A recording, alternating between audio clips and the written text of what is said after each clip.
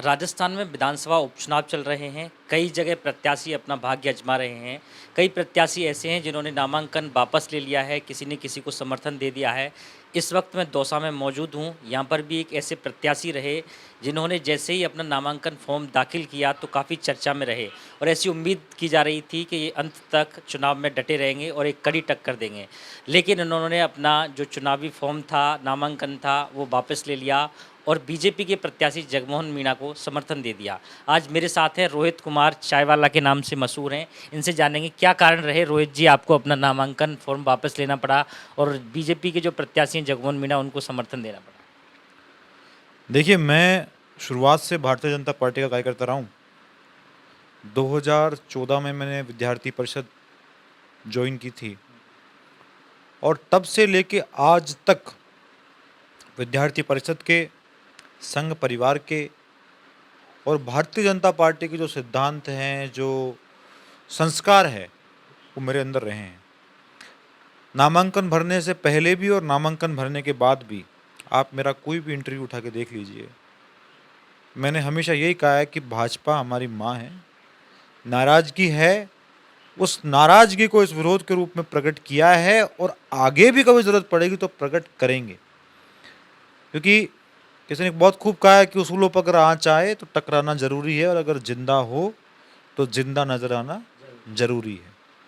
दौसा में एकमात्र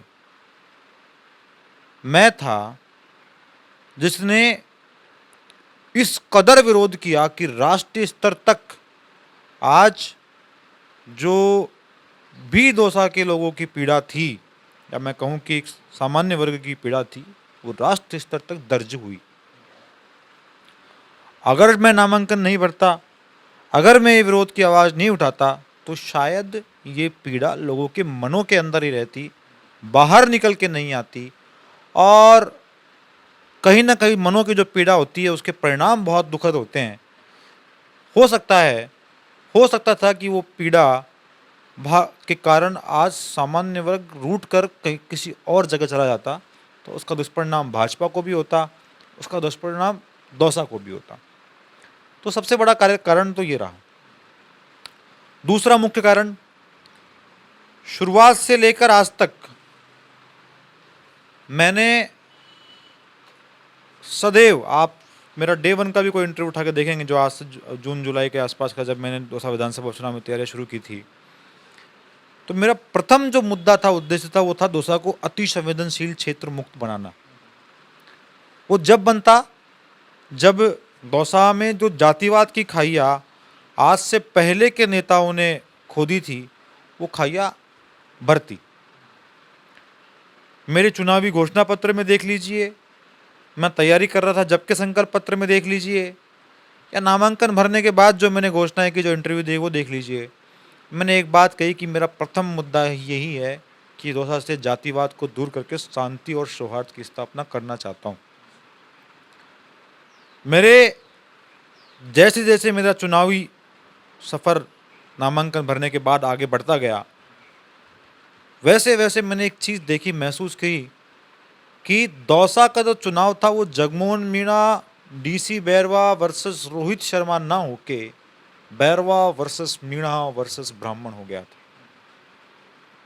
अब क्योंकि दोनों पार्टियां, दोनों डीसीजी और जगमोहन जी तो पार्टी के प्रत्याशी है, मैं तो निर्दलीय चुनाव लड़ रहा था, तो कह सकते हैं कि उनको आपस में वहाँ जो जातिगत द्वेष पैदा हो रहा था वो तो पार्टियों के द्वारा पैदा किया हुआ द्वेष था। लेकिन जो द्वेष मैं पैदा करने जा रहा था, जो मेरे कारण जो पैदा हो रहा था, जो ब्राह्मण समाज एक तरीके से मैं कह सकता हूँ कि दीवार बनकर मीणा और ब्राह्मण समाज के बीच में खड़ी हो गई थी, जो द्वेष पैदा हो गया था। आपने सोशल मीडिया पे देखा होगा, ट्विटर पे वॉर्स चल गए थे, सोशल मीडिया पे वॉर्स क्रिएट हो गए थे।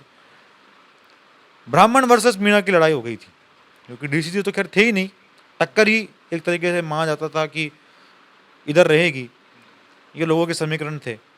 तो वो द्वेष कहीं ना कहीं दौसा उस द्वेष में जल के, और ये खाइया इतनी बड़ी हो सकती थी कि भविष्य में आने वाले समय में ना तो कभी मीणा ब्राह्मण को वोट देता है, ना ब्राह्मण कभी मीणा को वोट देता। यहाँ पर मैं आपको ये जानना चाहूँगा, जो ब्राह्मणों का द्वेष था ये कहें या ब्राह्मणों की नाराज़गी, तो आप इसको जायज़ नहीं मानते क्या कि रिज़र्व सीट को जो जनरल सीट थी, उसको रिज़र्व सीट बना दिया जा रहा है? जायज़ थी तभी तो विरोध किया, जायज़ थी तभी तो विरोध किया। मैं पूछना चाहता हूँ, आज बहुत सारे आपकी तरह पत्रकार बंधु यहाँ आते हैं, मुझसे इंटरव्यू लेते हैं इस बारे में कि आपने नामांकन वापस लिया। मैंने कहा कि आपने क्या आप बाकी उन नेताओं के पास गए जिन्होंने तो अपना विरोध तक दर्ज नहीं करवाया, तो टिकट आने के बाद ही अपने घरों में शांत बैठ गए। हो हमने सकता है कि वो एक अनुशासित कार्यकर्ता होने का परिचय दे रहे हों। अनुशासन कभी भी सिद्धांतों से बड़ा नहीं हो सकता है। अगर आपके कार्यकर्ता के साथ कुछ गलत हो रहा है, आपके जिस जिस वोटर की आप में आस्था है, जिस वोटर की आस्था आप में है, उसके साथ गलत हो रहा है, तो आपका विरोध करना बनता है और करना चाहिए। और मैं चुनाव भी लड़ता, अंत तक लड़ता। मैंने सबको कहा था कि मैं लड़ूंगा, और मैं नामांकन वापस लिया 30 तारीख को 2:57 पे, 3 मिनट पहले मात्र। मुझे लेना होता तो मैं और पहले ले चुका होता, कभी भी ले सकता था। और जो लोग वहाँ उपस्थित थे, मेरे कार्यकर्ता साथी और तो दोस्तों के गणमान्य लोग, विनोद बिहारी जी शर्मा थे, अनिल शर्मा जी, रामजी पुराव, काफ़ी सारे ऐसे लोग थे, क्या कहते हैं अपने ज्ञान सागर जयमन जी थे, है ना, काफ़ी सारे लोग थे वहाँ पे। वो सब लोग प्रत्यक्ष गवाह हैं।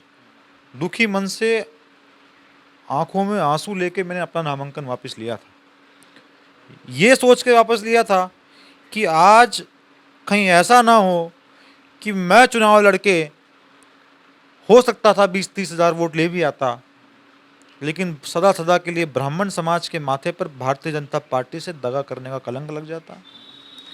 दूसरी चीज, आने वाले 4 वर्षों तक ब्राह्मण समाज भारतीय जनता पार्टी से किस अधिकार से अपनी मांगे करता। तीसरी बात, सदैव सदैव के लिए एक सामाजिक सौहार्द सदैव के लिए बिगड़ जाता।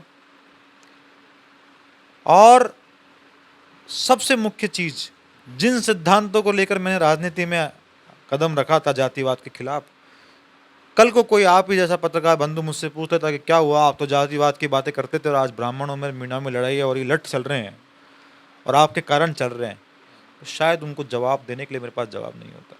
आपसे मैं आखिरी सवाल ये पूछना चाहूँगा, आपने नामांकन का बता दिया कि आपने क्यों वापस लिया, लेकिन जैसे ही आप जैसे जो नए युवा आते हैं, शिक्षित युवा आते हैं, तो जो बाकी के जैसे कुछ समर्थक होते हैं उन वो तो हमेशा साथ देते ही हैं, लेकिन जो नए जो और लोग होते हैं, जो न्यूट्रल वोटर होता है, वो देखता है कि अब पुरानी राजनीति है, पुराने नेताओं से हम ऊब गए हैं, तो हम नए जो युवा नेता आ रहे हैं उनकी तरफ उनका रुझान होता है, वो आप जैसे युवाओं में एक उम्मीद देखते हैं।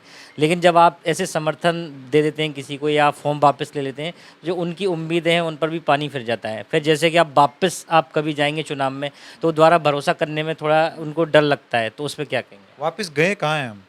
कभी तो जाना पड़ेगा। समर्थन देने का मतलब ये नहीं होता कि आपने राजनीति से इस्तीफा दे दिया है। मैं आज भी सक्रिय हूँ, मैं आज भी लोगों के बीच जा रहा हूँ। मेरे हर समर्थक तक, जिस दिन मैंने नामांकन वापस लिया 2 दिन तक थोड़ा सा मैं अवसाद में रहा, डिप्रेशन में रहा। 31 और 1 दिवाली, इस बार मैंने दिवाली नहीं मनाई अपनी, लेकिन 3 तारीख से लेकर आज 9 तारीख है, कल मेरी विवाह की वर्षगांठ थी। हम रात को 10-11 बजे तक हम बाहर फील्ड में थे, मैं अपने घर नहीं आया, हमने वो तक हम नहीं मनाए। तो 3 तारीख से लेके अब तक लगातार ऐसा कोई दिन नहीं गया होगा, दिन का कोई पल नहीं गया होगा जब मैं अपने समर्थकों के साथ नहीं था, उनके बीच नहीं था। जिनकी नाराज़गी थी उनकी नाराज़गी दूर की है, जिनके मन में सवाल थे उनके सवालों के जवाब दिए हैं, और हर व्यक्ति को संतुष्ट किया है। और एक और विश्वास दिलाता हूँ, जिन लोगों ने मुझसे उम्मीद लगाई थी, आज भी उन लोगों के दिलों में मेरे को लेकर उम्मीद है, और मैं उनको आज भी ये वचन देता हूँ आपके माध्यम से भी और उनके बीच जाके भी दे रहा हूँ कि मुझसे लगाई कोई भी उम्मीद उनकी बेकार नहीं जाएगी। मैं आज युवा हूँ, 4 साल बाद भी युवा रहूँगा, और आने वाले 4 साल तक समर्थन देने का मुख्य कारण यही था कि कल जब वो मुझसे मेरे पास कोई काम लेके आएंगे, अपने क्षेत्र का कोई भी वैध काम लेके आएंगे, तो मैं अधिकार से डॉक्टर किरोड़ीलाल मीणा जी से कह सकता हूँ, अधिकार से भारतीय जनता पार्टी से कह सकता हूँ कि ये मेरे समर्थक हैं, ये आपके वोटर हैं, इन्होंने आपको वोट दिया था, आपको उनका काम करना चाहिए। और आप कल ही की बात को उठा कर देख लीजिए, हमारा कुंडल में परसों के दिन कार्यक्रम था, आदरणीय संदीप शर्मा जी कोटा विधायक उस कार्यक्रम में अतिथि थे, भाजपा कार्यालय प्रभारी आदरणीय महेश शर्मा जी वहाँ मौजूद थे, ब्रजेश लाटा जी प्रदेश महामंत्री है वो वहाँ मौजूद थे, पंडित राधेश्याम जी वहाँ मौजूद थे। सब लोगों के बीच में मैंने एक बात कही कि ये कुंडल के कार्यकर्ता साथी हैं, इनकी आस्था मेरे अंदर थी, और आज मेरे कहने पर ये सभी आज पुनः अपने विरोध को, अपनी नाराजगी को त्याग कर आज भारतीय जनता पार्टी के साथ कंधे से कंधे मिलाकर खड़े हैं। कल को अगर इनका कोई काम नहीं होता, कोई काम रुकता है, तो बगावत करने से पहले मैं आपको चिट्ठी भी नहीं दूंगा कि मैं इस्तीफा देने जा रहा हूं। मैं कल भी मेरे कार्यकर्ता के साथ था, मेरे समर्थक के साथ था, आज भी मेरे कार्यकर्ता के साथ हूं और कल भी रहूंगा। और समय पड़ा है, उम्मीदें जो देखी है उनसे कई ज़्यादा, मैं बहुत बड़ी बात नहीं कहूँगा, आप हुदायली में जाना और किसी बच्चे से भी वहाँ जाके पूछना, भारतीय जनता पार्टी दौसा के इतिहास में शायद ही कोई कार्यकर्ता, बड़े से बड़े कार्यकर्ता रहे हैं, लेकिन एक कार्यकर्ता ने, मैं किसी से तुलना नहीं कर रहा हूँ, किसी को नीचा दिखाने का मेरा प्रयास नहीं है, मेरी मंशा नहीं है, लेकिन एक कार्यकर्ता ने एक गांव में जब गया और लोगों ने कहा कि साहब 15 साल से हमारी सड़क नहीं बन रही है, 10 दिन के अंदर अंदर उस गांव की सड़क के लिए 2 करोड़ रुपए का सैंक्शन करवा के लेके आने वाला यही कार्यकर्ता था। आज वहाँ के कार्यकर्ताओं की, वहाँ के समर्थकों की आस्था क्यों नहीं, कहाँ जाने जाएगी। अभी परसों हम घनश्याम तिवारी जी को लेकर उस गांव में गए, सब लोगों ने उनका स्वागत किया और कहा कि यहाँ का बच्चे का जो भी वोटर है, जो भी 18 साल से ऊपर का व्यक्ति है, उसका वोट भारतीय जनता पार्टी में एक तरफा जाएगा। तो नाराजगियाँ थी, वो नाराजगियाँ सब दूर हो चुकी है। आज मेरे समर्थकों का, मेरे समाज का और मेरे जो सर्व समाज के मेरे समर्थक है, सब भारतीय जनता पार्टी को जिताने के लिए लामबंद है। और मैं आपको विश्वास दिलाकर ये बात कह सकता हूँ, आने वाले 23 नवंबर को दौसा में भारी बहुमत से जगमोहन मीणा जी चुनाव जीत के जाएंगे और दौसा में कमल खिलेगा। और जिन्होंने उम्मीदें मुझसे लगाई थी, वो उम्मीदें जगमोहन मीणा जी भी पूरी करेंगे और मैं भी पूरी करूँगा और पूरी भारतीय जनता पार्टी पूरी करेगी। देखते हैं आपका निर्णय कैसा रहता है। ये थे रोहित कुमार चायवाला के नाम से मशहूर हैं, इन्होंने अभी जगमोहन मीणा को अपना समर्थन दे दिया है। 13 नवंबर को मतदान है, उसके बाद 23 नवंबर को नतीजे आएंगे। नतीजों के बाद पता लगेगा कि इनका ये जो निर्णय है वो किस तरफ रहा।